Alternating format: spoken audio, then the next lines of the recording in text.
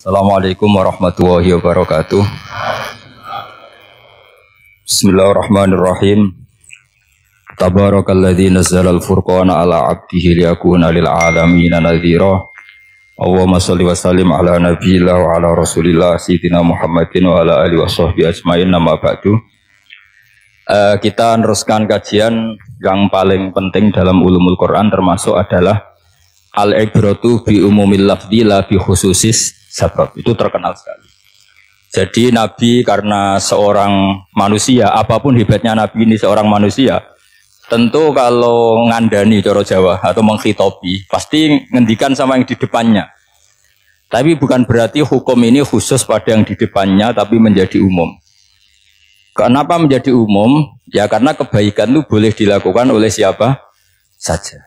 Misalnya Rasulullah ngendikan sama Mu'ad, ya Mu'ad inni uhibbuka fala tada'anna dubura kulli sholatin wa fi riwayatin faqul fi duburi kulli sholatin Allahumma a'inni ala zikrika wa syukrika wa husni ibadatik. Itu jelas kalimatnya Nabi, ya Mu'ad saya mencintai kamu, maka jangan pernah engkau tinggalkan setelah sholat kamu membaca Allahumma a'inni ala zikrika wa syukrika wa husni ibadatik. Ya Allah, tolonglah kami supaya selalu mengingat engkau ala zikrika dan mensyukuri nikmat engkau, dan tolong kami selalu beribadah kepada engkau. Lalu kalau melihat asbabil wurud, kalau dalam ilmu hadis biasanya disebut asbabil wurud, kalau dalam ilmu Quran disebut asbabin nuzul, tentu yang didhawuhi itu ya Mu'ad. Tapi Anda tidak boleh begini, saya tidak wiridan itu yang disuruh Nabi kan Mu'ad, saya kan tidak Mu'ad. Itu tidak boleh seperti itu. Makanya kita tidak boleh terlalu tekstual, karena tadi resikonya Anda tidak mengikuti kaidah al-ibratu bi umumil lafzi la bi khususi sabab. Misalnya seseorang bertobat. Dulu umatnya Nabi Musa ada yang menyembah anak sapi, ijel itu. Harus tobat. Itu tobatnya ekstrim betul. Kalau tobat sekarang kan cukup istighfar sama istighosah. Kalau dulu enggak, liyak tulal bari umingkum al mujrima, yang terbebas dari dosa menyembah anak sapi, membunuh yang terlibat atau pernah menyembah anak sapi.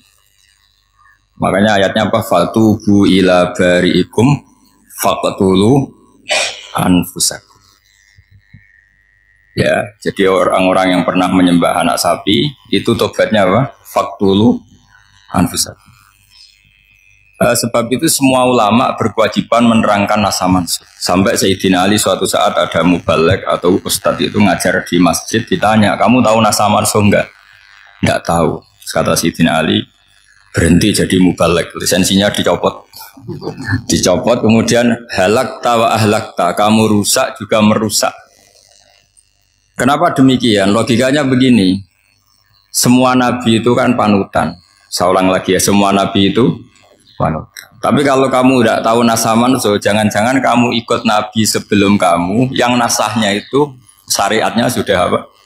Mansukhoh, sudah di nasah. Itu kayak kasus Sunda Wiwitan. Itu gak mau punya Nabi Muhammad karena kurang keren, kurang sepuh. Nabinya langsung Nabi Adam. Resikonya adalah beberapa aliran sesat itu, aliran yang kurang benar itu, zaman Nabi Adam kawinan otomatis sama saudaranya. Lalu masa sekarang kita membolehkan kawin sama apa? Kalau sama Nabi Adam mau tidak mau. Karena yang cowoknya ya bin Adam, putrinya binti Adam.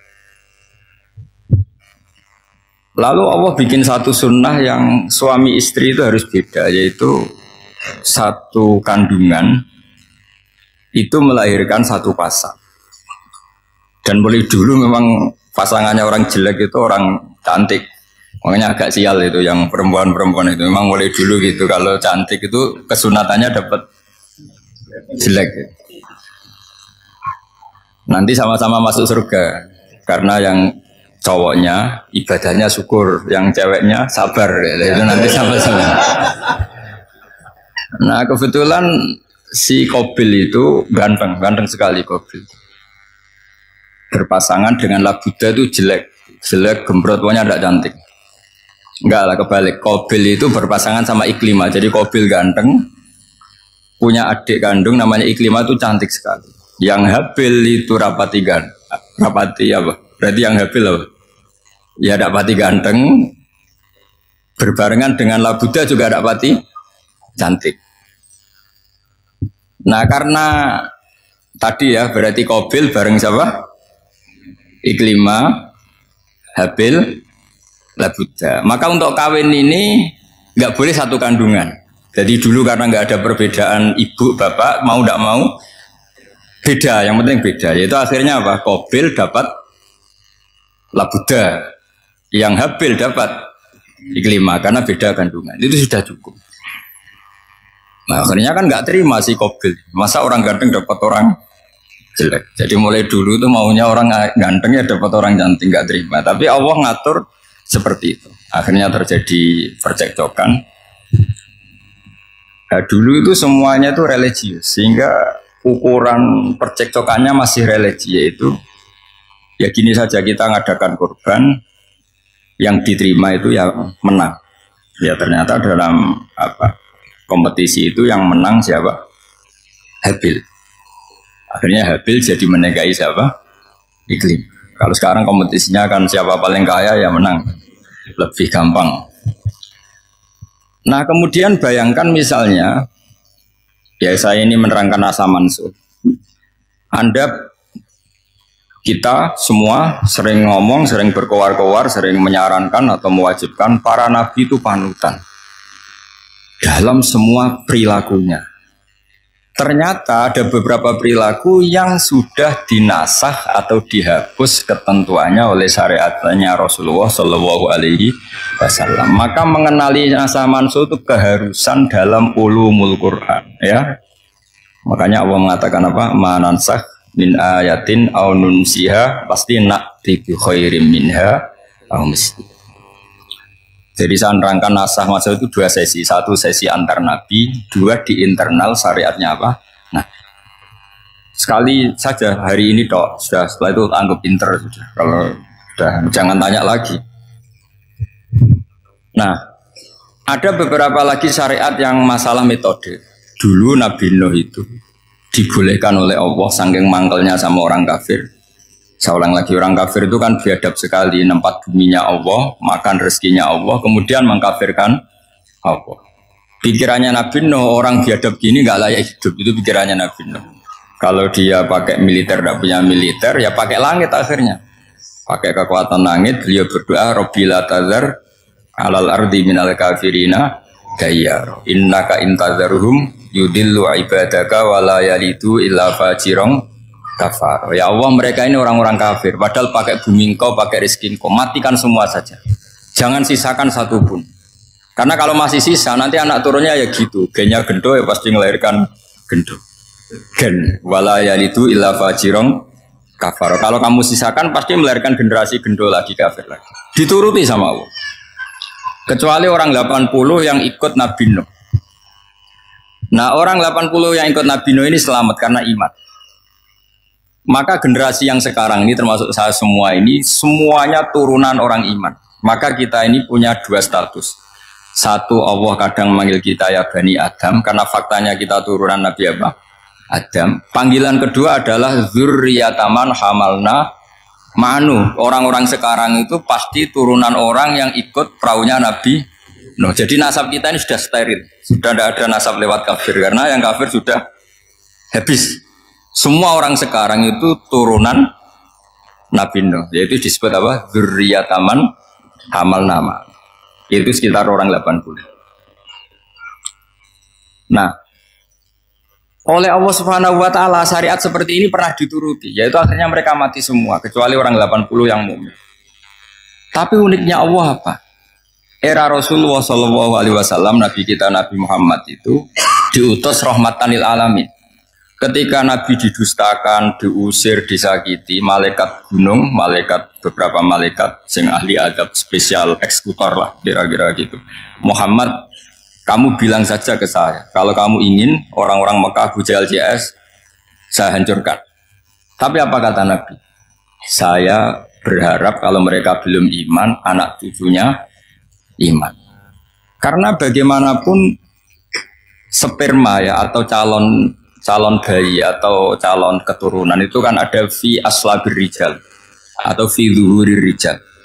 Jadi kalau dalam ilmu agama itu gen manusia itu disimpan di zuhurir rijal di punggung lelaki. Nanti dipindah ke arhamin nisa. Logikanya gini. Ini dengerin ya. Logikanya gini, misalnya Abu Jahal itu di situ ada orang namanya Ikrimah, itu anaknya Abu Jahal, itu orang mukmin. Akhirnya ya jadi orang alim. Abu Lahab itu di rahimnya di punggungnya ada perempuan namanya Darroh, akhirnya juga orang mukminah. Saya berikan contoh. Khalid bin Walid itu anaknya Walid. Walid itu musuh besarnya Rasulullah, tapi di punggungnya ada orang bernama Khalid. Ini dengerin. Nah di punggung ini kira-kira Allah sudah tahu apa belum? Jawabannya sudah. Artinya kalau ini mati atau kamu bunuh, kamu sebenarnya nggak bunuh orang kafir saja, bunuh calon orang mukmin yang sekarang masih bersemayam di punggungnya orang-orang kafir. Jadi bisa saja orang yang sedang kafir itu ada sekian calon generasi yang suatu saat mukmin. Itu syariat yang diajarkan ke Rasulullah SAW. Karena kasafnya Nabi, kasaf itu satu kondisi di mana seorang Nabi itu dipertontonkan sesuatu yang nggak kelihatan. Itu dalam bahasa Arab kasaf atau mukasyafah. Nabi dipertontonkan ternyata banyak orang kafir yang di punggungnya itu ada calon generasi mukmin atau muslim. Akhirnya Nabi nggak berani. Jangan bunuh. Mungkin bapaknya ada iman tapi anaknya iman. Betul, Abu Jahal punya anak Ikrimah, Abu Lahab punya anak Darroh, Walid punya anak siapa? Khalid. Itu mirip seperti kita, bapaknya sholat, anak ETPK sholat, akhirnya bapaknya katut sholat. Banyak gak di Indonesia, bapaknya tidak bisa baca Quran, anaknya hafid. Nah, itu kalau bapaknya kamu habis, tidak ada yang meselin. Makanya biarkan hidup saja. Nah, artinya gini, andai kan tidak ada ulama yang menerangkan nasa mansuh, dikira syariat Nabi Nuh itu abadan mu'abbadat, selamanya lama. Sehingga main teror sama orang kafir sah berdasar Nabi Nuh. Padahal kita sudah ganti Nabi. Yaitu syariatnya Rasulullah SAW. Masyhur itu ketika Nabi ngendikan, saya tidak minta mereka dihukum, tapi ya Allah saya minta Allah mahdi qaumi fa innahum layak lamun. Mereka kafir itu karena tidak. Sehingga ada periode. Loh kalau perang itu beda. Perang itu konteksnya duel. Itu tidak harus sama Abu Jahal, Abu Lahab. Ada penjahat mau bunuh kamu wajib perang enggak? Wajib. Penjahatnya meskipun muslim apa harus kafir? Meskipun muslim. Maka kata ulama fikih sebetulnya perang duel itu bukan syariat muslim sama kafir tok. Masih muslim sama muslim, misalnya ada orang mau merkosa istri kamu, terus dia pamit gini, saya muslim loh, beri hak loh. Enggak bisa. Saya penjahat loh, muslim. Jadi kamu enggak boleh merangin saya, ngelawan saya. Saya kan muslim. Tidak bisa, tetap harus dilawan. Makanya kata ulama-ulama fikih, pertarungan sama musuh itu tidak harus sama orang kafir. Orang muslim pun yang mengganggu kehormatan kita, misalnya mau merkosa istri Anda, itu harus dilawan. Makanya Nabi ngendikan mangkutila duna mali fahuwa syahid, mangkutila duna harimi fahuwa syahid. Orang yang mati karena membela kehormatan keluarganya atau hartanya, maka dia mati syahid. Dan penjahat yang mati ini muhaddarun damu, diabaikan sehingga nggak kena kisos, membunuhnya nggak kena. Misalnya ada penjahat mau bunuh kamu duel menang, kamu nggak kena kisos karena ini muhaddarun damu, diabaikan kehormatannya. Padahal dia muslim, apa? Muslim. Ini perlu. Jadi ini mengaji ini agak jelimet tapi gampang. Kan kalau paham nggak paham selesai, jadi yang nggak baca selesai itu. Sehingga kalau nggak ada nasa mansuh, maka orang selalu berpikir, pokoknya yang penting ikut Nabi. Nah itu bahayanya kalau Anda tidak tahu detail, jangan-jangan syariat yang kamu ikuti itu syariat yang sudah berstatus mansukhoh, telah dicabut. Dan itu banyak.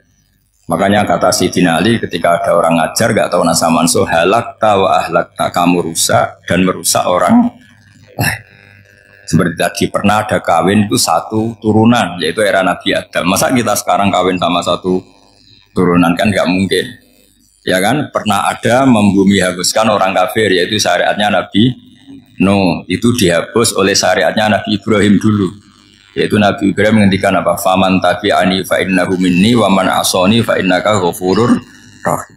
Ya, kalau orang ikut saya ya Allah ya pasti golongan saya. Kalau yang masih maksiat, masih balelo, saya berharap engkau ampuni. Akhirnya banyak orang kafir tobat. Coba era Rasulullah itu semua orang kafir Mekah itu kafir. Nabi belum wafat. Itu sudah ada 114.000 mukmin semua.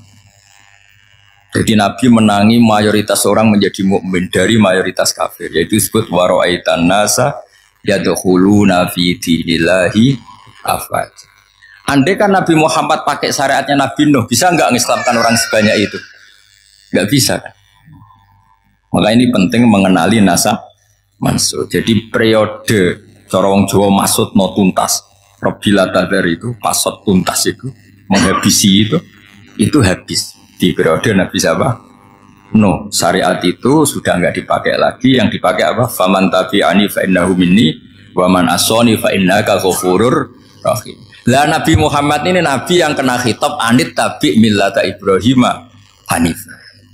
Jadi masternya Nabi Muhammad itu mentornya Nabi Ibrahim. Sehingga syariatnya ya faman tabi'ani fa innahu minni wa man asani fa innaka ghafurur rahim. Tidak syariat Rabbila tadar alal ardi minal kafirina daya.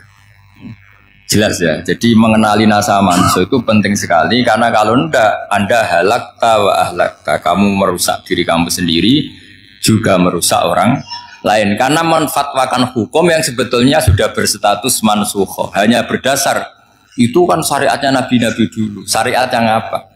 Syariat yang nggak pernah terhapus hanya satu, usuluddin, yaitu tauhid. Itu sama. Tapi kalau syariat itu beda-beda atau furu'iyah itu beda-beda. Itu tadi saya beri contoh era Nabi dulu kalau ada pakaian najis dipotong, dibuang. Era Nabi Muhammad dicuci. Orang kafir dihabisi oleh langit. Era Nabi Muhammad nggak boleh, bahkan didoakan Allahumma hdi qaumi fa innahum la ya'lamun. Di Qur'annya apa? Wa inna hadum minal musyrikin astajaraka fajirhu hatta yasma'a kalam Allah summa ablihu ma'mana. Jadi kalau ada orang kafir nggak boleh main dihabisin mereka, beri peluang untuk mengkaji kitabullah hatta yasma'a kalam Allah. Kalau mereka sudah berpeluang ngaji harus summa ablihu ma'mana, harus dijamin keamanan. Ya, karena apa? Dzalika bi annahum qaumul la ya'lamun. Bagaimanapun mereka memang karena ada. Nah, kenapa tidak tahu? Karena tadi mereka tertutup oleh kultur yang beratus-ratus tahun. Mbah-mbahnya mereka menyembah batu, menyembah berhala. Ya tahunya itu ya Tuhan. Bagaimana Anda bisa menjelaskan sesuatu yang sudah beratus-ratus tahun kan tidak gampang.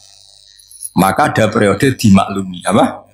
Kalau era sampean kan, mosok waktu disembah saking gobloknya orang. Kamu lahir kan sudah nyembah Allah, tidak nyembah batu. Bayangkan kalau kamu jadi mereka. Wong perut kamu saja disuruh makan pizza sakit kok, karena saking lamanya makan sambal kan. Kamu bilang perempuan Indonesia saja cantik kok, saking lamanya jadi orang Indonesia. Padahal orang Indonesia tanyakan orang Eropa, cantiknya di mana? Kamu lahir di Afrika, bilang orang Afrika itu cantik, tanyakan orang Eropa, cantiknya di mana? Hitam gitu kok.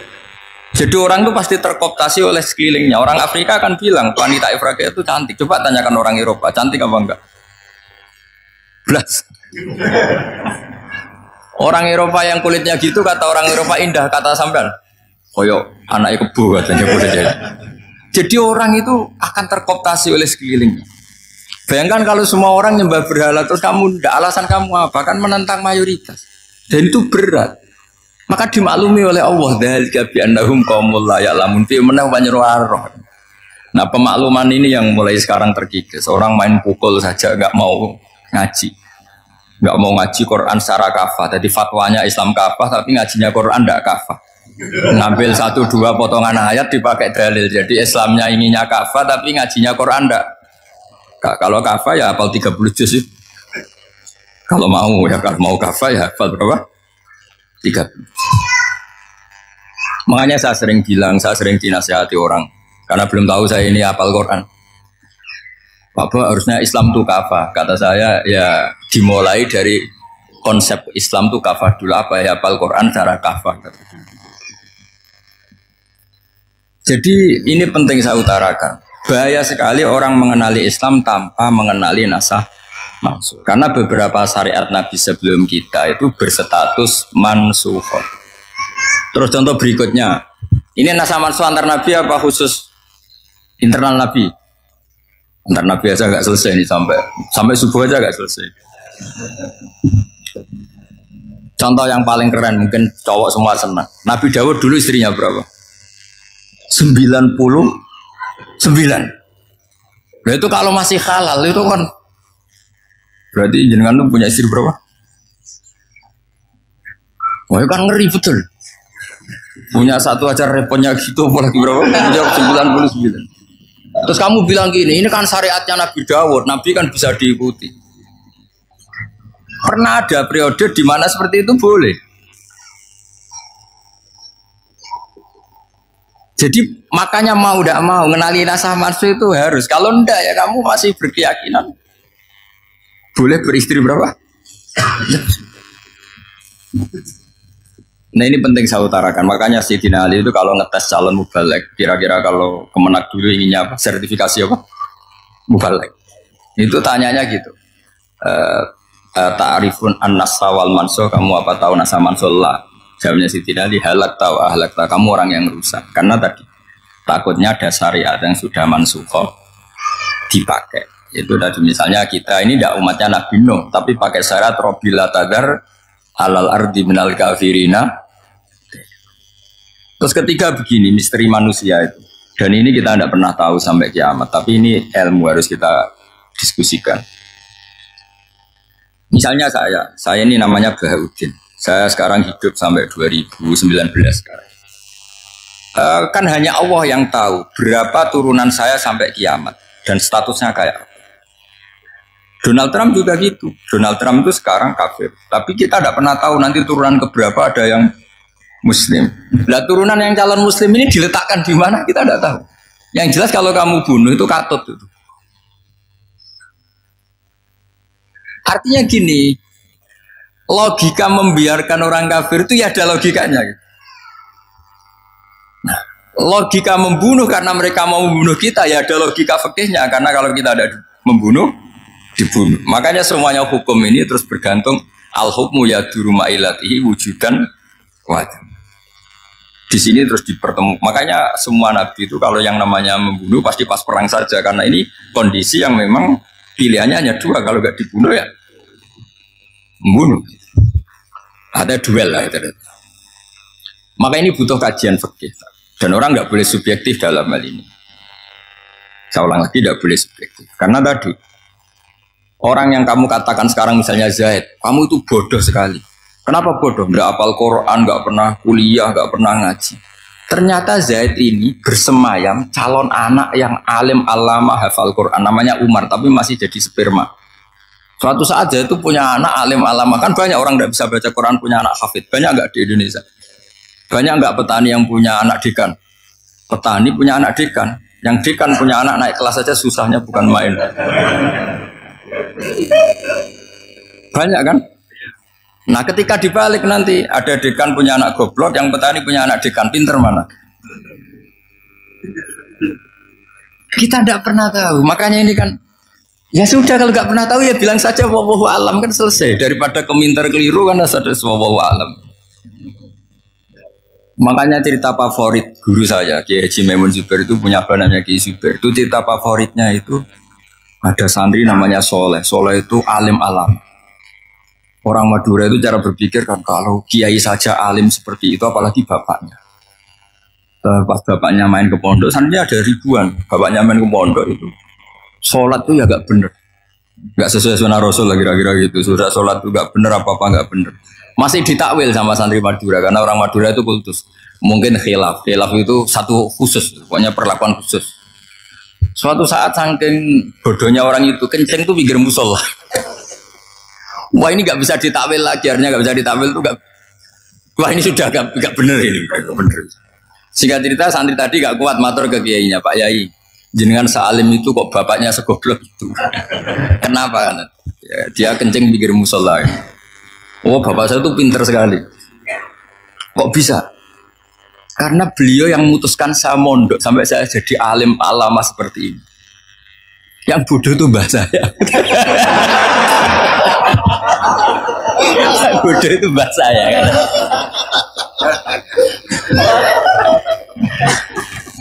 Artinya gini, sekarang misalnya Anda dekan atau Anda rektor atau Anda profesor atau Anda kiai top mubalek kondang. Anda mubalek kondang terus punya anak, gobloknya bukan main atau apalagi anaknya ketangkep KPK. Yang satu anaknya orang bodoh jadi dekan. Kalau kompetisi ini pinter mana coba? Ada ahli metodologi tapi anaknya itu terlibat narkoba. Yang ini petani uton, anaknya dekan. Kira-kira kalau dikompetisikan pinter mana? Anaknya pinter petani tadi gitu. Yang ketika petani kamu vonis bodoh gitu. Tapi siapa tahu kalau ini menyimpan calon. Paham ya? Kita tidak pernah tahu. Makanya Quran selalu ngajari dalam ilmu sosial wa in adri la'allahu fitnatul lakum wa mata'un ila. Di dalam ilmu sosial itu kita harus jawab tidak tahu. Karena mudah. Makanya saya tadi pagi ngaji di direktorat saya bilang, saya pernah protes orang, Gus kamu udah jelas 01 atau 02. Biasa jawab gitu. Manusia itu makhluk yang paling gak jelas gitu. Sekarang soleh suatu saat saja gak soleh. Yang sedang gak soleh suatu saat soleh. Sesuatu yang mungkin rubah kok kamu fanatik itu gimana? Nalarnya itu gimana? Coba kita tahu dulu Wahsy itu pembunuh Hamzah, akhirnya mati mukmin ya gak? Padahal orang yang sangat dibenci Rasulullah karena membunuh Sayyid siapa? Hamzah. Salabah yang tukang itikaf di masjid akhirnya suul Fatimah. Kita tidak pernah. Nah kalau nggak pernah tahu ya tidak usah terlalu fanatik biasa. Kayak jenengan seneng saya itu ya saya tidak tahu sampai kapan ya. Saya seneng sampai kapan ya. Tahu kayak suami istri. Pas nikah harmonis bulan madu sampai kapan berarti. Yang jelas paling awet itu pasangan jelek itu pasti nggak awet. Makanya jadi guyonan tuh. Pasangan tuh jangan baik-baik gak awet. Kalau jelek itu ternyata maksudnya cantik sama ganteng. Itu suatu saat pasti jadi jelek. Yang jelek sama jelek pasti jelek terus. Makanya jadi guyonan. Kalau pasangan jelek itu awet katanya. Tapi kalau pasangan baik, ternyata baik wajahnya itu pasti gak awet. Suatu saat pasti jelek. Tapi yang jelek awet, karena mulai dulu ya jelek sampai gitu. Awet jeleknya maksudnya bukan. Ya jelas ya, jadi saya mohon sekali ini ilmu. Sampai anda urusan, ini bukan urusan cocok tidak cocok, tapi ilmu. Ilmu harus kita dengar bahwa syariatnya para nabi itu yang sifatnya furu'iyah, tidak usuliyah, tidak tauhid itu potensi rubah. Sehingga mengkaji nasah mansukh itu satu keharusan seorang ulama. Makanya setiap ada syariat nabi, hal hadis syariah mu'abbada amla, mansukha amla. Karena potensi itu tinggi. Kita tahu dulu semua nabi sholat menghadap apa? Baitul Maqdis. Era Rasulullah dipindah ke Ka'bah. Tapi kalau kamu katakan total Baitul Maqdis ya tidak juga. Nabi Ibrahim mulai dulu menghadapnya ke Ka'bah. Tapi kalau Nabi Musa ke Baitul Maqdis. Terus kamu bilang ini 01, 02 ya memang syariat jadi sesuatu yang furu'iyah. Nah, kenapa ini furu'iyah? Jawabannya sederhana. Ketika seseorang menghadap Ka'bah itu menghadap batu apa menghadap Allah? Allah. Ketika menghadap Baitul Maqdis hakikatnya menghadap Allah apa menghadap Baitul Maqdis? Allah. Maka menghadap Ka'bah itu masalah furu'iyah. Yang masalah usuliyah adalah inni wajjahtu wajhiya lilladzi fataras samawati wal ardh. Yang permanen adalah menghadap Allah Subhanahu wa taala. Cuma secara prosedur syariatnya secara zahir menghadap Ka'bah. Maka potensi rubah karena ternyata itu furu'iyah, untuk kiblatnya itu furu'iyah. Yang permanen adalah menghadap ke Allah Subhanahu wa taala. Ini penting ya. Jadi terus sekarang masih antar nabi apa di internal nabi? Ini sudah mau selesai waktunya, sudah habis ini. Internal. Ini sudah selesai, ini sudah pas. Mohon maaf ya. Oh. Jam ini sudah Sampai mana tadi? Teruskan apa enggak? Sudah ya, sudah kayaknya sudah. Biar kelihatan cerdas. Sekali pertemuan sudah pinter gitu. Berapa? Setengah jam sudah pinter. Yang internal Nabi apa antar Nabi? Internal ya, sudah sekarang ke internal. Kalau internal lebih banyak lagi contohnya.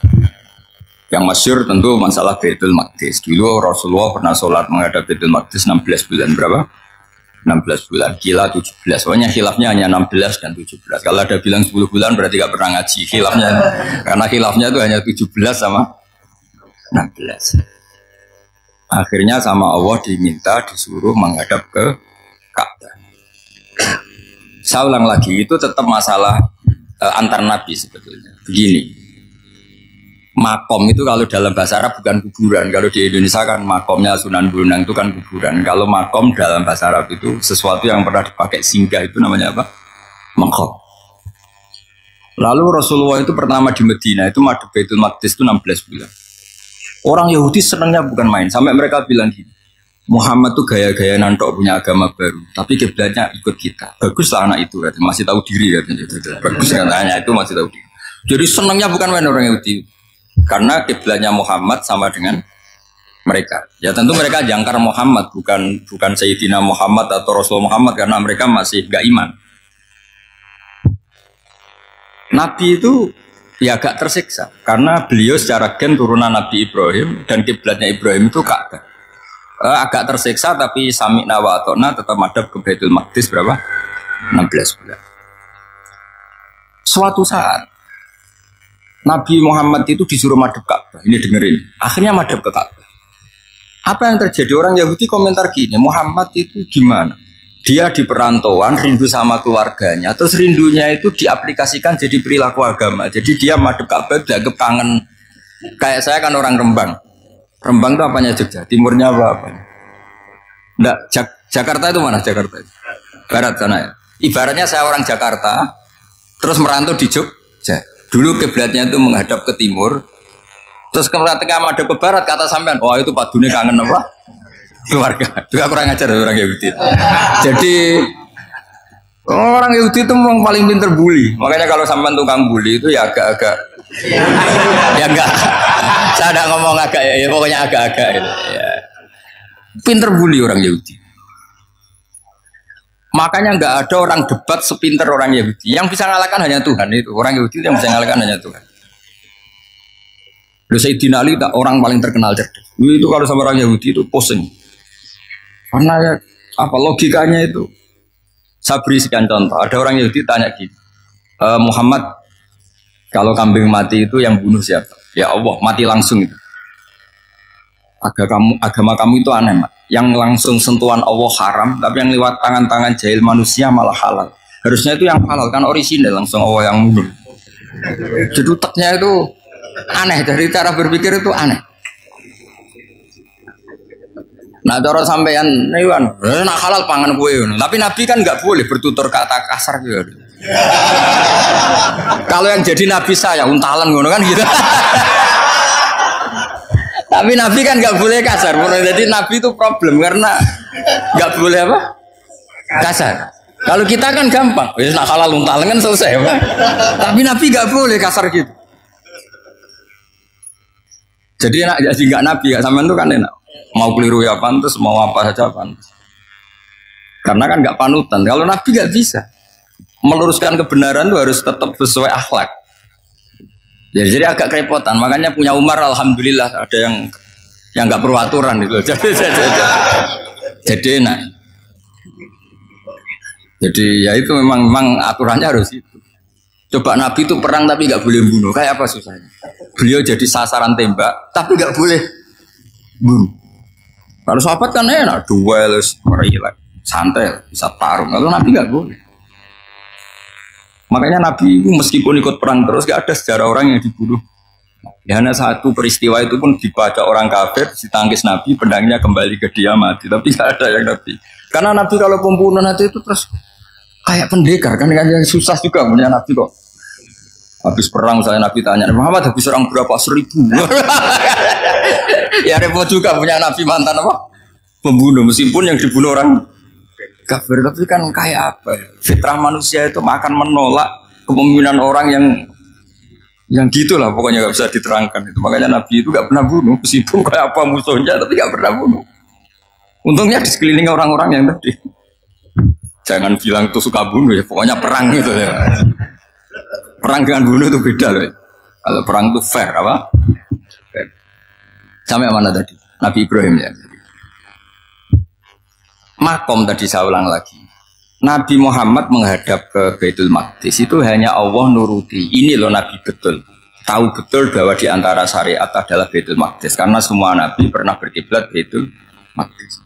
Tapi Nabi ketika menghadap ke Ka'bah, Nabi juga dibilangin sama Allah. Ini loh syariat yang benar. Karena Ka'bah juga kiblat sing aktaku. Lebih tua ketimbang Baitul Maqdis. Maka disebut Ka'bah Atiqah. Ilal Baitil Atiq. Kalau Quran bahasakan Ka'bah apa? Wal yatawafu bil baitil Atiq. Atiq itu tua sekali. Sudah. Ketika berstatus tua itu orang Yahudi seneng. Mergo roh kelirune Muhammad. Mereka nantang. Muhammad ayo debat terbuka. Nabi rawuh. Bagaimana Anda bilang Ka'bah itu kiblat tertua? Wong Ka'bah itu pertama yang menghadap sana itu ya kamu. Semua Nabi menghadapnya ke Baitul Maqdis. Terus Nabi Muhammad mulai berargumentasi ilmiah tadi. Enggak, Ka'bah itu kiblatnya Ibrahim.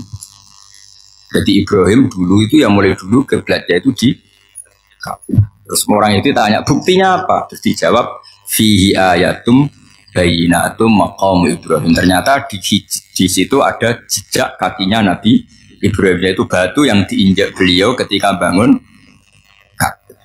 Itu argumentasi ilmiah. Lah barang orang Yahudi kehilangan ilmu itu gobloknya orang Yahudi. Makanya yang bisa mengalahkan Yahudi hanya Allah Subhanahu wa taala.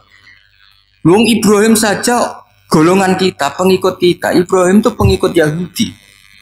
Wah itu Nabi mulai senyum-senyum, mulai tertawa-tawa. Wah itu goblok orang terdidik.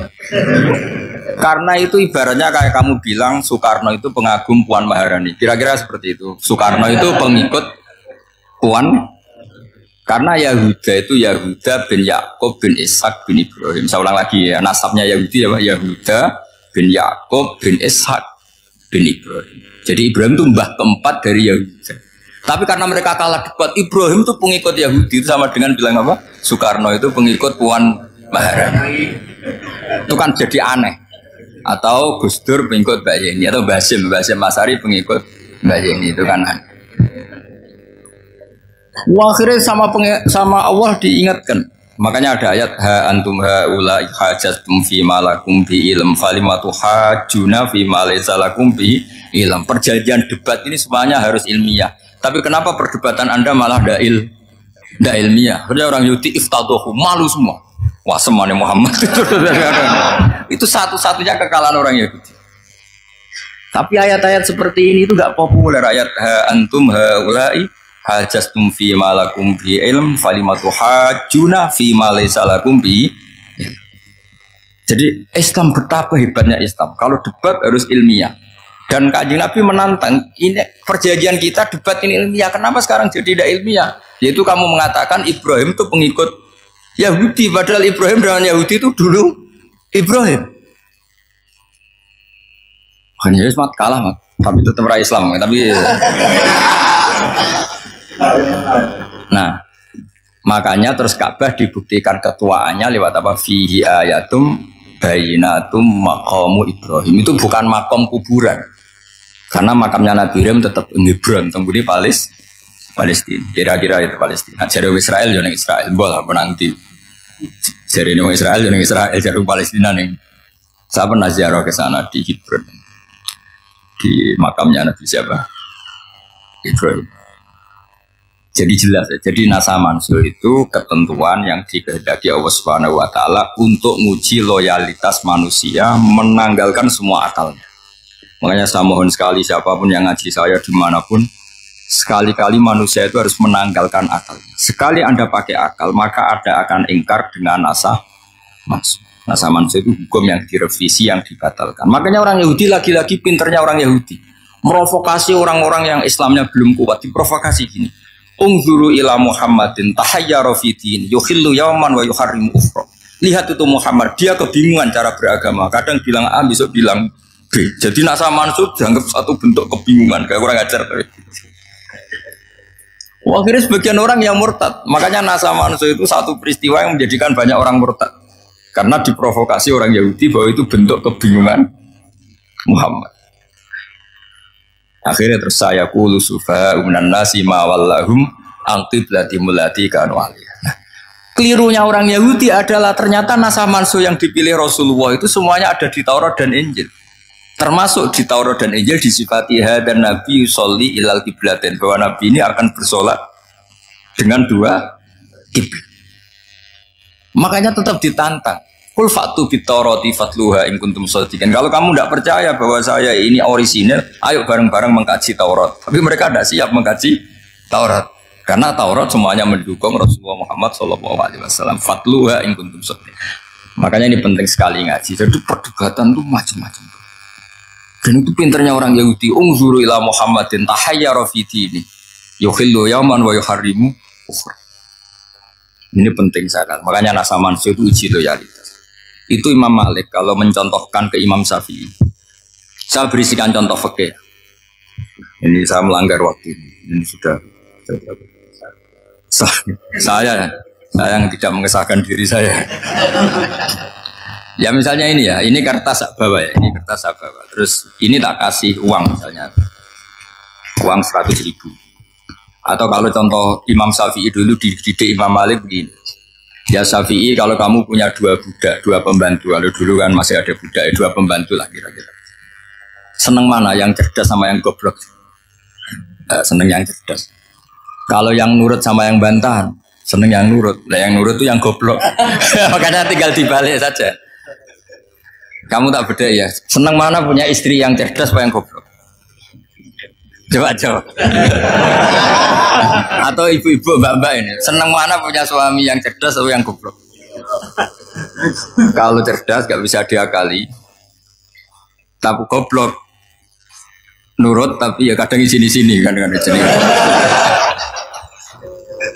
Nah itu kan antar manusia. Masalahnya kita menghadapi Allah Subhanahu Wa Taala yang semua kita pasti bodoh.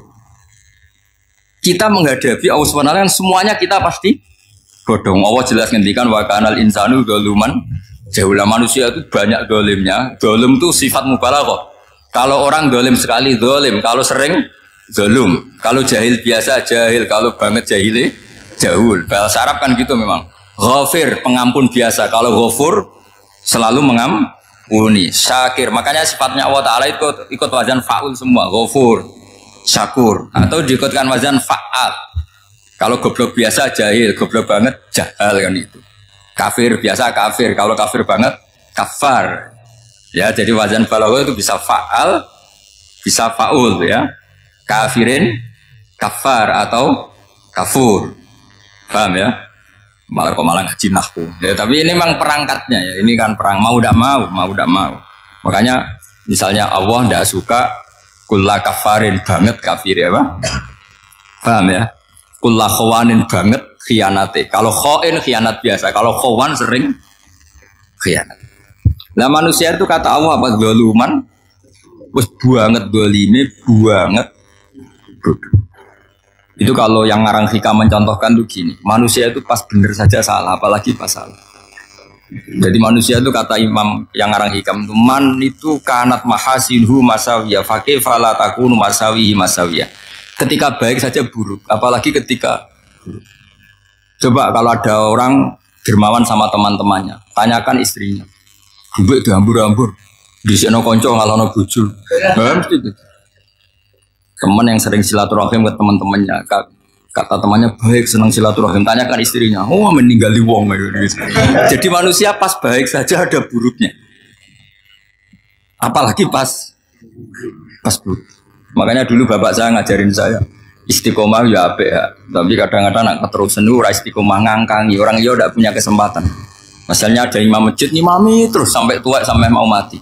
Itu istiqomah apa tidak memberi peluang yang lain? Tidak jawab. Jadi itu manusia. Jadi pas baik saja buruk, apalagi pas buruk. Kayak saya gini di sini ngajar baik, tapi saya ada sopannya harus di atas. Padahal banyak orang sepuh, ada Pak On, ada beberapa yang kan terpaksa nggak sopan. Tapi sampai yang nyuruh, berarti sampai yang dosa. Kemarin saya minta di bawah supaya ganjaran saya utuh. Ini gara-gara begini ganjaran saya ini agak terkredit terdebat itu karena itu. Saya teruskan. Jadi manusia itu punya sisi itu karena manusia itu dzalum dan jahul. Bahkan al-insanu dzaluman. Problemnya ini ngadepi Allah yang selalu pinter, yang kita selalu bohong. Misalnya gini, kamu ditanya Allah. Ini contohnya Imam Malik. Ikla hadi sokhro fa inna tahtaha dhahaban. Coba bongkahan batu itu kamu angkat, di bawahnya ada emas. Lalu budak yang pinter berlogika, oh disuruh buka itu karena ada emas toh. Berlogika. Kalau budak yang goblok enggak, ya disuruh ya diangkat saja. Ada emas apa enggak karena perintah ya diangkat. Yang satu nurut karena perintah, yang satu nurut karena ada emas, ada sesuatu. Logikanya suatu saat Tuhan tuh hanya bilang gini dok, ikla hadis sokhroh, batu itu angkat. Yang nurut yang goblok permanen tadi kan langsung ngangkat. Yang pinter, ini ada apa lagi Gusti kok harus diangkat? Ya gak ada apa-apa, nyuruh saja kata Allah gitu. Wah gak bisa, sesuatu harus ada alasannya. Itu kira-kira mangkel loh agak. Oh mangkel. Nah, logikanya manusia seperti itu. Makanya dua murid pinter, di rakyat pinter, presiden ya susah mesti demo. Goblok yang susah di sini uang. Ini kan nggak ada pilihan. Memang manusia itu nggak ada pilihan.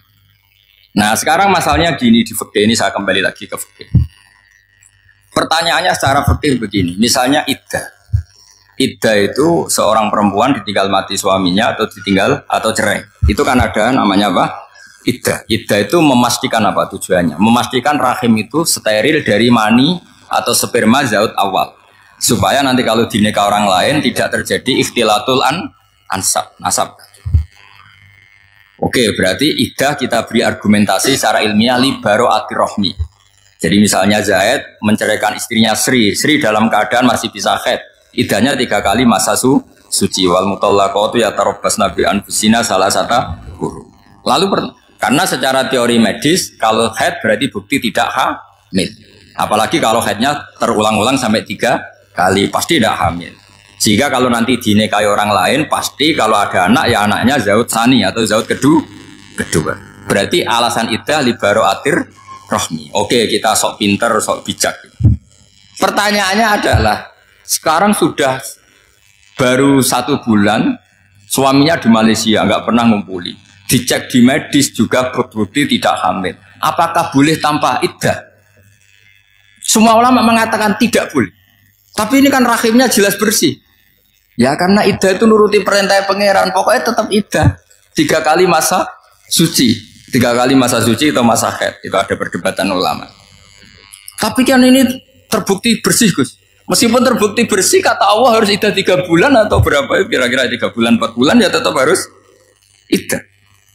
Milih mana sok pinter Gusti berhubung ini pangeran buat terang gitu berhubung jadi Tuhan apa pewari berhubung Gusti ini jelas steril dari sperma zaut awal nggak usah iddah Gusti sama aja kamu disuruh majikan kamu ikla hadis sakhra berhubung nggak ada apa-apa nggak usah ya kira-kira mangkel nonda budak yang seperti itu mangkel maka dibutuhkan kebodohan dalam beragama. Betul itu memang. Makanya Nabi itu unik pernah bilang itu gini, aksaru ahlil jannah al-bulu. Aki-aki penduduk swarga itu al-bulu wong goblok-goblok. Maksudnya goblok yang jenis ini bukan goblok betulan maksudnya. Maksudnya goblok jenis ini itu ya tetap pinter, tapi pinternya dibuang pura-pura goblok demi samina. Nah, jadi saya misalnya kok pinter dan goblok tadi sekaligus. Pinter dan goblok. Ya bah ikla hadis sokhra fa inna tahta hadaban. Tak angkat karena saya tahu di bawah ada emas tapi di hati saya sajane ya mergo perintah suatu saat kalau disuruh Allah ikla hadis sokhra perintah ya tak angkat ya sudah jadi ya pinter ya goblok saya tahu namanya perintahnya Allah pasti ada hikmahnya iddah adalah li baro'atir rohmi Tapi hikmahnya jadi kawula adalah nurut perintah Allah, cek tahu alasannya maupun tidak. Nah, di sini ada illatul hukmi untuk membangun kecerdasan, tapi ada loyalitas untuk membangun ubudi. Ya, bahwa kita ini kawula roh tetap loyal. Makanya tadi pagi saya cerita Sayyidina Umar. Sayyidina Umar kayak apa cerdasnya? Tapi tetap ubudi ya. Yaitu Rasulullah SAW sering dibully orang kafir. Muhammad tuh gaya-gaya nantok. Wong ra oleh nyembah berhala, ra oleh nyembah watu. Jebule ini nyembah Hajar Aswad. Karena dilihat dari jauh kan tetap nyium Hajar Aswad. Coba kalau kamu lihat dari jauh, kamu sujud dari jauh kan kayak sujud sama batu. Makanya Sayyidina Umar karena orang kafir masih cara berpikir gitu, tiap nyium Hajar Aswad itu komentar gedumel. Alim tu annaka hajarun la tadurru wa la tanfa. Walau la anni ra'aitu Rasulullah qabbalaka ma qabbal. Bukan.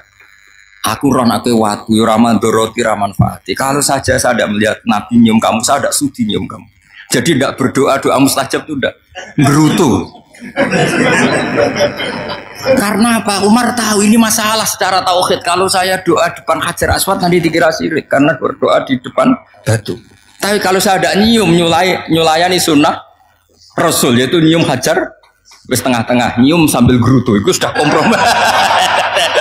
Ya nyium tapi gerutu. Kayak apa? Makanya ya cerdas tapi ya goblok tadi ya cerdas. Itu uniknya Rasulullah. Jadi muji orang pintar ya sudah langit. Tapi Nabi pernah dalam satu hadis mengatakan aksaru ahlil jannah al-bulbu. Aki-aki penduduk swarga itu orang bodoh. Artinya orang bodoh itu bukan bodoh betulan. Dia meninggalkan akalnya demi loyalitas ubudi. Nah, untuk menutup sesi ini terakhir betul satu setelah ini selesai. Untuk menutup itu bukti begini, perang Badar itu perang yang nggak mungkin dimenangkan umat Islam karena orang kafir itu 1000 dengan pasukan full dengan peralatan perang full. Rasulullah itu tahun kedua Hijriah itu pasukannya hanya 313. Itu pun pedang itu untuk orang 5 itu hanya ada pedang 1. Jadi kalau mau dibaca orang sih kan milih pedangnya aku. Itu kan nggak kebayang perang dalam keadaan seperti itu. Jadi mesti kalah, orang kok mungkin kalah mesti. Tapi Nabi tetap bilang, saya ini disuruh Allah perang, ya harus berangkat. Yaitu perang Badar. Kata para sahabat, ya Rasulullah ini nggak masuk akal, sudah nggak usah perang ini tidak masuk akal, mau setor nyawa. Sudah gitu dadaan, nggak ada persiapan. Lucunya apa? Sahabat itu ketika Nabi tetap berangkat. La akhrujanna walau waqti. Nabi menginginkan saya tetap berangkat meskipun sendiri. Setelah Nabi berangkat sekian meter, tuh sahabat ikut semua. Kata Nabi, lah kamu kok ikut? Ya ikut saja. Kata kamu mesti kalah. Ya anggap saja setor nyawa. Demi loyalitas pada jenengan. Itu makanya nggak ada periode sebaik periode sahabat. Tapi yang gerutunya jalan. Karena gerutu ini bawaan ilmiah. Makanya kita loyal sama presiden. Tapi yang nggak cocok ya gerutunya jalan. Tapi bawaan mencintai Indonesia tetap jaga stabilitas. Itu bawaan cinta Indonesia, bukan cinta pejabat yang kadang. Gerutunya jalan. Tapi bawaan loyal sama Indonesia tetap mengaku. Bawaan loyal sama Rasulullah tetap ikut perang. Bawaan akal karena nggak masuk akal ya gerutu. Dan itu uniknya Quran itu mengapresiasi itu dan dianggap nggak masalah. Saya bacakan ayatnya. Kama akhrajaka rabbuka min baitika bil haqq wa inna fariqam minal mu'minina lakarihun yujadilunaka fil haqqi ba'da ma tabayyana ka'annama yusaquna ilal mauti wa hum yanzurun. Peristiwa Badar ada peristiwa kamu itu keluar untuk perang. Sahabat kamu ngikuti, tapi mereka lakarihun nggak seneng sebetulnya. Karena nggak masuk akal. Ya geremeng tapi ya derek. Yujadilunaka fil, mereka mendebat kamu dalam kebenaran. Jadi ya Rasulullah wong perang karuan kalah jenengan lakoni alasannya nopo. Lah kok melok? Ya saya harus ikut jenengan Nabi. Itu unik. Kalau orang sekarang mana mau, kalau gak masuk akal gak mau melakukan. Coba misalnya istri kamu belajarnya dikurangi. Anggap saja petualangan latihan hidup di masa lalu. Gak mau. Padahal petualangan itu hal yang indah. Petualangan itu kan hal yang indah. Kan gak mau. Oh ngira tuh alasan. Tapi lucunya kalau dijak camping bermiskin-miskin di hutan mau. Karena PDW, tapi tak suami yang ngongkon. Ayolah seminggu ini kita model miskin, anggap aja petualangan masa lalu. Enggak mah. Karena pinter, apa? Coba kalau bodoh. Ya ngono ya apa-apa Mas. Tapi resikonya nak bodoh, pas kamu sakit ya dibiarin. Karena dia melihat sakit kan biasa, namanya manusia. Jadi makanya ini pilihannya susah, hidup itu malah susah. Makanya ini. Jadi uniknya Quran gitu, Quran itu membolehkan psikologi manusia. Makanya Allah ngendikan kutiba alaikumul qital wa huwa kurhul lakum. Ya saya tahu kamu tidak suka perang. Allah yang ngakui wa huwa kurhul, enggak apa-apa. Tapi ketidaksenangan kita harus dilawan demi mengikuti Allah dan misalnya perempuan Allah juga gitu, wa ashiruhunna bil ma'ruf. Gauli istri kamu muamalah secara baik. Kata Allah fa in karihtumuhunna fasa antakrahu syai'a wa ta'alahu fi khairam kasira. Mungkin ada watak yang kamu tidak suka, tapi di situ ada kebaikan. Allah ngaku yang namanya suami mesti ada watak yang nggak suka dari istri. Juga sebaliknya lebih banyak lagi yang suami istri kamu tidak suka watak kamu. Suka nggak suka hidung kamu, wajah kamu banyak lah nggak disuka. Tapi demi kestabilan negara suami istri ini, mereka loyal. Justru itu bagus. Maka jagalah ilmu, juga jagalah loyalitas. Itu yang perlu saya utarakan. Jadi makanya agama ini dibangun dua. Satu kecerdasan hikmah, yaitu ya al-hukmu ya duru ma'illati wujudan wa adaman. Tapi juga ada ubudiyah, bahwa agama ini milik Allah. Maka sami'na wa ta'na. Karena begini logikanya, saya ulang lagi masalah batu. Iqla hadis sokhro fa inna tahta adaba. Terus saya angkat.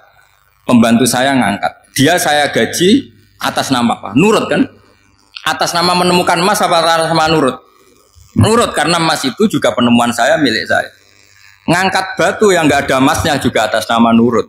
Jadi rapot yang saya berikan ke pembantu saya itu tentang nurut dan tidak nurut. Saya kan tidak peduli dengan cerdas dan tidak cerdas. Itu kan tidak sesuatu yang menguntungkan saya. Nah Allah juga gitu. Kecerdasan kamu, pinter kamu itu tidak menguntungkan Allah Subhanahu wa Ta'ala. Karena Allah itu tidak butuh pinter kamu, cerdas kamu. Allah hanya butuh mental ubudiyah kamu. Makanya Allah mensifati nabinya hanya subhanalladzi asra bi abdihi, karena status tertinggi manusia adalah sifat kehambaan. Makanya ya Tuhan nafsul mutmainnah irji'i ila rabbika radiyatan mardiyah fadkhuli fi ibadi, berstatus sebagai hamba baru wadkhuli jannah. Nah kalau kamu berstatus hamba ya harus baik, gak usah kalian bantah. Coba kalau kamu rasional, ya Allah kenapa bikin surga nanti-nanti? Engkau kan bikin sekarang, ngapain repot-repot nanti? Jadi kacau semua agama. Makanya yang perlu didahulukan adalah status ya Tuhan nafsul mutmainnah irji'i ila rabbiki radiyatan mardiyah fadkhuli fi ibadi. Masuklah berstatus sebagai hamba saya. Khasnya hamba tadi ya cerdas, karena semua yang diperintahkan Allah pasti ada hikmahnya. Tapi kecerdasan ini kadang kita tinggalkan demi loyalitas ubudiyah. Assalamualaikum warahmatullahi wabarakatuh.